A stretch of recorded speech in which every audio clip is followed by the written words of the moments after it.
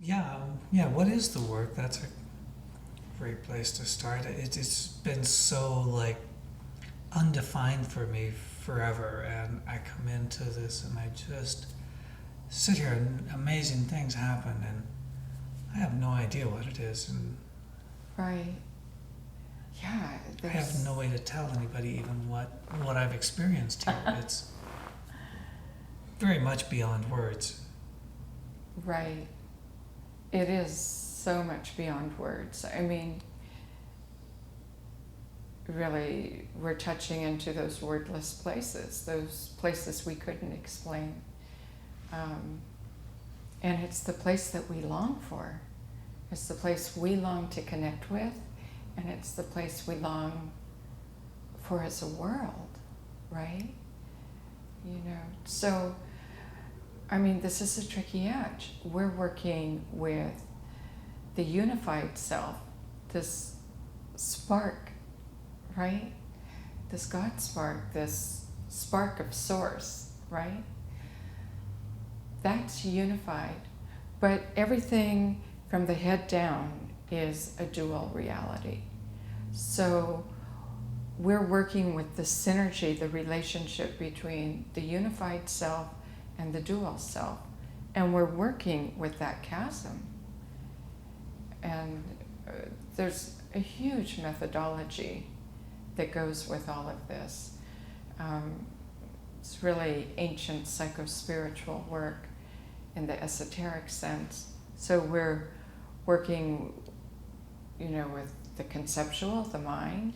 We're working with the emotions, which is the momentum of feelings. And then we're working with sensate, which is, you know, the instinct self. And so when we're working with these three centers, all of the questions I'm asking, I'm addressing all of the centers, and I'm addressing the dual and the unified. And so it's working in a holistic way with all of us, our whole self. So no stone unturned here, right? We're peering into everything. But the essences we work with, like you were working with saffron in this work, right?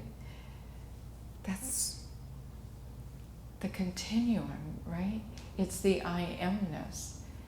So we're touching into this place where it is unified. But we live in a dual world. How do I function as a unified being in a dual reality? It's not easy. And we don't live in a unified system. And so it's really a paradox. This whole experience here is a paradox. But it's possible. It's remembering. It requires so much containment. And so we go into ecstasy, and it's this huge, now we're going to really rebound because this is dual. And so the bigger we get, the more we feel that slam, that rebound, right? Because that's not what this world is about. It's not, it can't be constant. So what we're developing here is the capacity of constancy and integrating all of this. And that is a containment, a container. We're developing the container of the soul so that this inspiration, this spark I am, this light I am, can function, but it's contained. Does that make sense? Contained, would you say contained outside of this dual experience, or in the sense that it's not, I'm not really part of this, like, I can really I only mean, be that's happy, the Sufi expression, right? but I'm not really part of it. In this world and not of it. Exactly. Okay. But we're creating a container so that the ego structure has containment. So that I don't try to bring the limitless into the limited. That's where we fall down every time. We fall on our face every time. Yeah. It hurts, it's painful. Because it can't be done.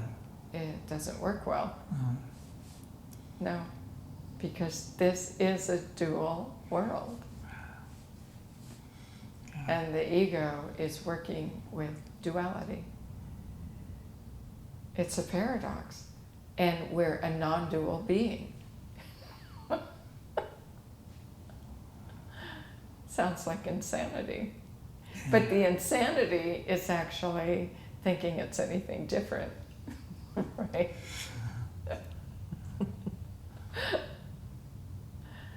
Once we begin to understand it, and once we begin to integrate these splits, right? I mean, what was the first place you visited was the fear, the chasm, right? To avoid the void, then this pattern, this old identity is trying to hide. And the more he tries to hide, the more contracted he becomes, and pretty soon the whole solar plexus are contracted, right? Can hardly breathe.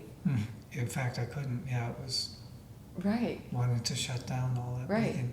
And then we know when that happens in this work, we're creating a split.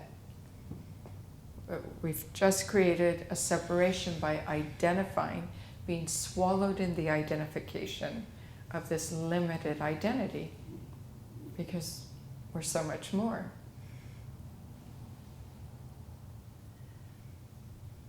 You got that. That's what you needed to hear. Yeah. Thank you. Thank you. Yeah. Yeah. Beautiful. Beautiful. I know, does that help? Oh, very much, yeah. Right. Yeah. Yeah. Great, thank you. Karen, did you want to understand some of the process more? Or have a question? I'm trying to think of a question that somebody else might have. Oh, I can help you. Thank you. Like tension, Yeah. right? I mean, in this work, the ego structure, the pain body, has a lot of tension. So now we know we're working with ego identity, right? When the ego is creating this tension, what does tension do? Just like the hiding, it's avoiding some kind of deficiency. So as you were going Some through... deficiency that I think I have, but I That- don't really. That you think you have, that's it. Right? That's it. Yeah. And as you begin melting, right? You even had a sense of identity shifting. Mm-hmm. Right? So something old, an old structure that you were trying to maintain that wasn't even that conscious, melted away. Yeah. And it's interesting, that whole mental structure of our self-image opened up your head. And the pain went away. Right? Yeah. It's so precise. Over time we begin to see the precision, but it's so contrary to our way of thinking that we have to just keep showing up to practice groups and practicing our practice. And eventually we come to understand it more. But in the classes, we're working a lot with those structures, understanding the actual structure of the thought processes, of the emotions, of the instincts. So we begin to learn how to navigate more. Just get a little more understanding of the structure and how to return. Otherwise, we're just having an experience. When we have the understanding, it tends to, let's say, hold more. We tend to grow more constancy. Again, this container. And it deepens the level of awareness, which that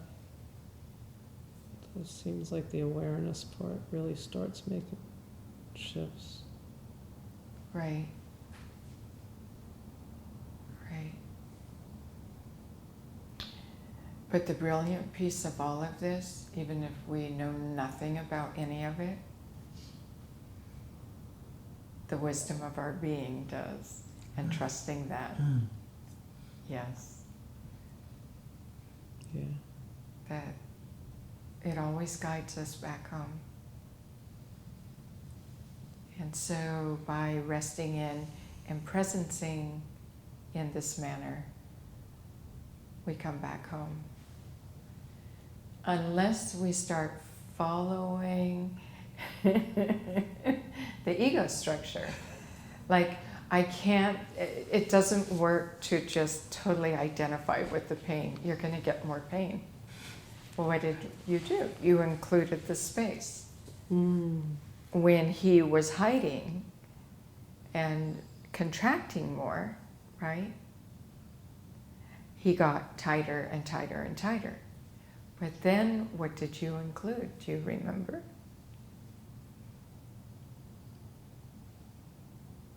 I brought in the light and The light. spaciousness. Yes, all this light and space started moving through. So we have to include it all. The something and the nothing. The somethingness and the no-thingness have to be included together. Something, nothing, and everything. Okay? Yeah. The thing is the tension, the issue, the stuckness, whatever that is. The no thing is the spaciousness, is the not knowing, whatever that is. Hold that in simultaneity together without preference for one or the other. Be with all of it in complete totality, including everything, and boom, we come through. That's like the particle and the wave in quantum mechanics. That is so ancient. They've been teaching us quantum mechanics from the beginning of man. Isn't that amazing?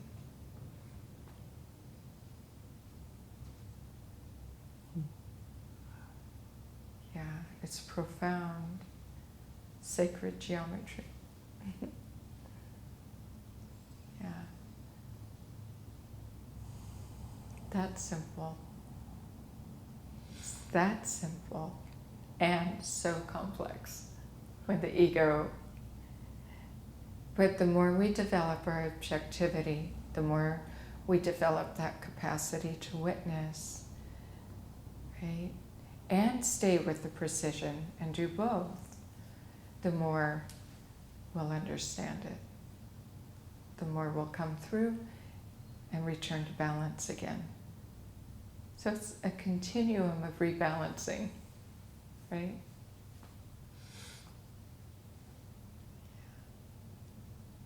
Yeah.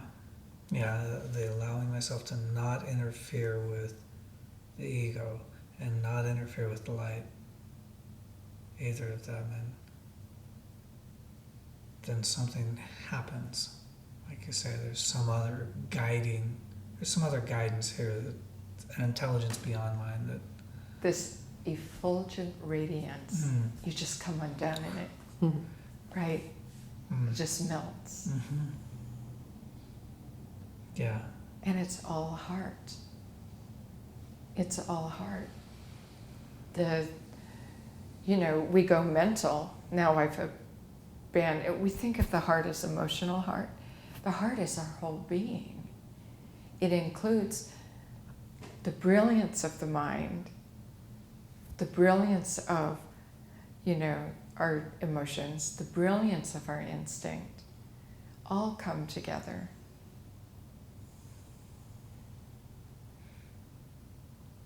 That's love. That's not love to get something or to give something. That is pure love, right? Yeah. That's unbridled love. It's pure. It's who we are, naturally. We don't have to do anything or get anything to have the love that we be. Our true character. Yeah. The exquisite being that we are. Yeah.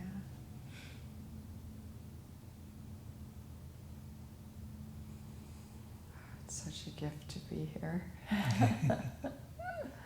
Yes, it is. Yeah. Truly a gift.